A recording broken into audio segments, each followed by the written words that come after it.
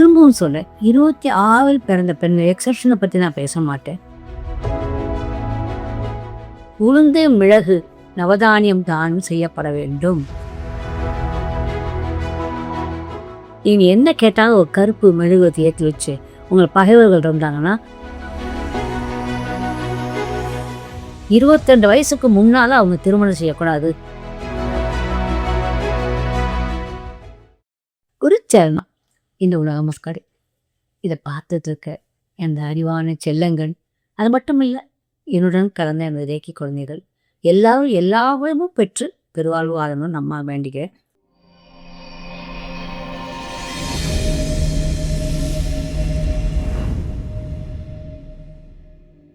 இன்னொன்று என்னன்னா, நீங்கள் 8ஆம் நம்பர், அதான் சனி, அவரை பற்றி நம்ம பேசப்பா.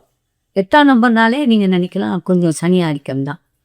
திரும்பவும் சொல்கிறேன், 26 பிறந்த பெண் எக்ஸப்ஷனை பற்றி நான் பேச மாட்டேன். பெண்கள் ஜாக்கிரதையாக இருக்கணும். இல்லை உங்களுக்கு அதை பற்றி ஏதாவது தெரிஞ்சுக்கணும்னு ஆசைப்படுறவங்க நீங்கள் எனர்ஜி நேரத்தில் கால் பண்ணிக்கலாம்.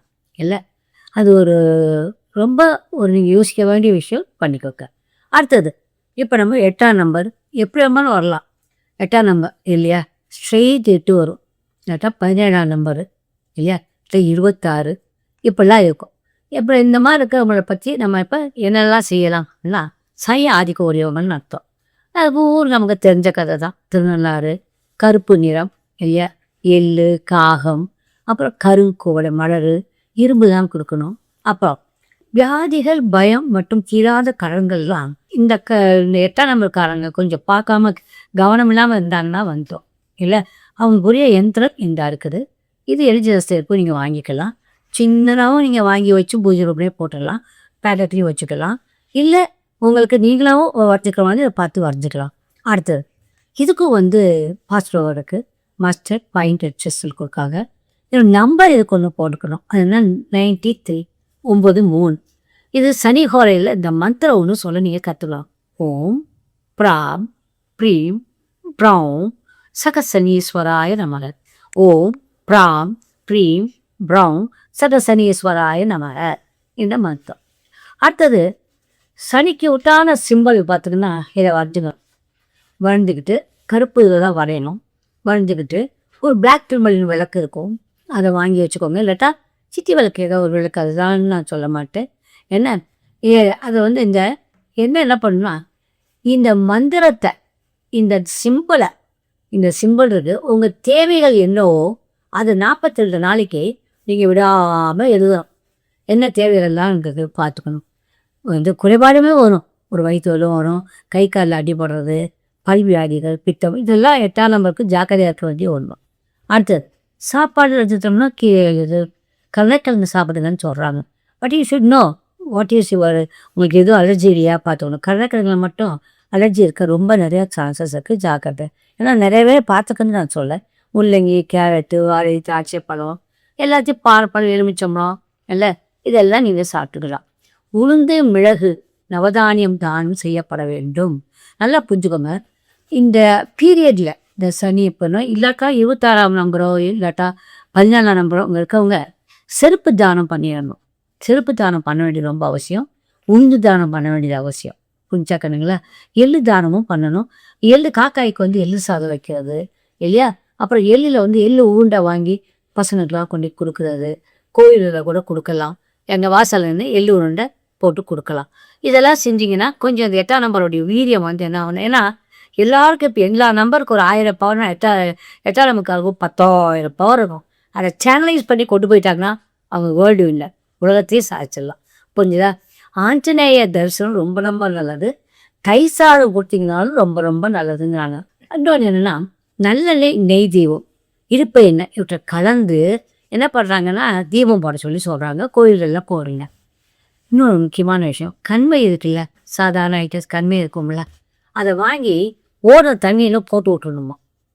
கொஞ்சம் ஒரு இலையில எடுத்து அப்படி இலையோடு சேர்த்து போட்டு விட்டுருங்க. புரிஞ்சுதா? அப்புறம் இரும்பை அந்த காலை எப்போ இல்லாட்டா 26 மாதிரி ஏதோ பிறந்தவங்க கட்டாயம் இரும்பு ஒன்று ஏதாவது ஒன்று தானம் பண்ணிடணும்.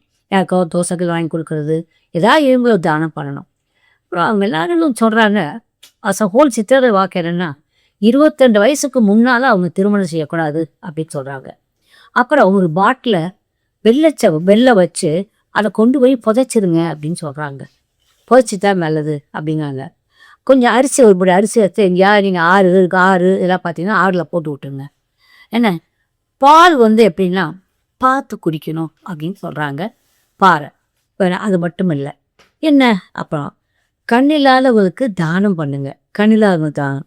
அப்புறம் அங்கஹீனமாக இருக்கவங்களுக்கும் இப்போ ஒருத்தனுக்கு கால் உடஞ்சிருக்கு, அவங்க ஆர்டிஃபிஷியலாக அவங்க கால் வைக்கணும் அப்படின்னு சொன்னால் அவங்களுக்கு அது வாங்கி போடுங்க இல்லை, அது ஒன்று.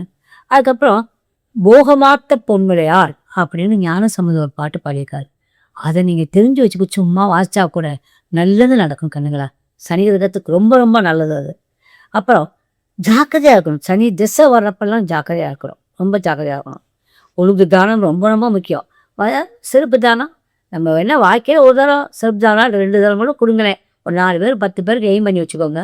ஒரு வருஷத்தில் ஒரு 2 தரம் 3 தரம் ஒரு தியானம் பண்ணுங்க. ஒரு செருப்பு என்ன விலை ஆயிரப்போகுது, வாங்கி நீங்களே பார்த்துக்கோங்க. வாங்கி தரேன்னு சொல்லி வாங்கி கொடுத்துருங்க. அது ரொம்ப ரொம்ப நல்லதாக கொடுக்கும். அது மட்டும் இல்லை, நீங்கள் பிளாக் டூர்மலின் ஐயா இந்த இருக்கும் பிளாக் டூர்மலினில் பிரமிடு. அதுக்கப்புறம் நீங்கள் என்ன கேட்டாலும் ஒரு கருப்பு மெழுகுவத்தை ஏற்றி வச்சு, உங்களை பகைவர்கள் இருந்தாங்கன்னா அந்த கருப்பு மெழுகுவத்தில் ஏற்றி வச்சு எழுதி என்னை உங்கள்லேருந்து காப்பாற்றுங்க அப்படின்னு சொன்னால் ஆர்கேஞ்சல்ஸ் நிறையா சொல்லியிருக்கேன். அது உங்களுக்கு தெரியும், அதுலேயே நீங்கள் பார்க்கலாம்.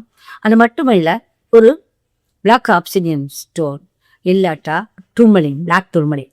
இப்போ இன்னும் லாவா மாலை, இது லாவா எரிக்குழம்புன்னு செய்கிற மாலை. இதில் கைக்கு போகிறதுக்கும் பிரேஸ்லெட் இருக்குது. பிளாக் ஆப்சிடியனும் உங்களுக்கு பிரேஸ்லெட். இதெல்லாம் இந்த அப்பப்போ இந்த நம்பர்காரங்க யூஸ் பண்ணிக்கணும். அப்போ தசைகள் இருந்தால் கட்டாயமாக இந்த கருப்பை யூஸ் பண்ணால் நல்லது. செலினைட்டும் பிளாக் டூர்மலின் கலந்து இதை வாசலில் தொங்க விடணும். இது 8ஆம் நம்பர்காரங்க மட்டும் இல்லை, எல்லாரும் இதை தொங்க விட வேண்டியது ரொம்ப அவசியம். இந்த அளவு தெரிஞ்சாலே போங்கன்னா ஒரு முத்திரை ஒன்று சொல்லிக் கொடுக்குறேன்.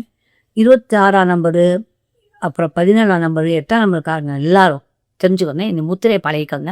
டெய்லி எவ்வளோ நேரம் பண்ண முடியுமோ, ரொம்ப 31 நிமிஷம் பராட்டம் ஒரு தரமாக இப்படி கொஞ்சம் நேரம் உட்காந்து பண்ணிட்டு விட்டுருங்க. எப்படின்னு பாருங்கள். இடது கையை அப்படியே ஹாரை ஜெயிச்சே கம்சா அப்படி வச்சுருக்கோம். வலது கையை சுண்டுகளுக்கு இந்த நடுவில் மேலே பெருவிரல் வச்சிடணும். வச்சுட்டு இதுக்கு சனிக்குன்னே இது ஒரு முத்திரை, சனி முத்திரைன்னே பேர். இது வர இந்த பெருவிரல் இப்படி வச்சுக்கணும், இது இப்படி வைக்கணும், எப்படி வைக்கணும். இது சனி முத்திரை. அந்த ட்ரெஸ்ஸில் நடக்கிறவங்க, அஷ்டமச்சனிக்காரங்க, யாராக இருந்தாலும் சரி, நம்பர்காரங்க, இந்த முத்திரையை பழகிக்கோங்க. அப்பப்போ பண்ணிக்கோங்க. இதை நீங்கள் பண்ணிங்கனாலே அவங்களுக்கு இதுலேருந்து ஒரு நிறையா ஒரு தடங்கல்கள் இதாக எத்தனை நமக்கு நிறைய தடங்கள் வந்தால் நீங்கள் சமாளித்து வெளியே வரலாம். புரிஞ்சா கண்ணுங்களா? இதெல்லாம் பண்ணிட்டு நீங்களாம் நல்லா இருக்கணும்னு அம்மா வேண்டிக்கிறேன். ஓகே கண்ணுங்களா? I love you all my lovely children. Good luck கண்ணுங்களா. பை டாச்சா வைக்கிறேன்.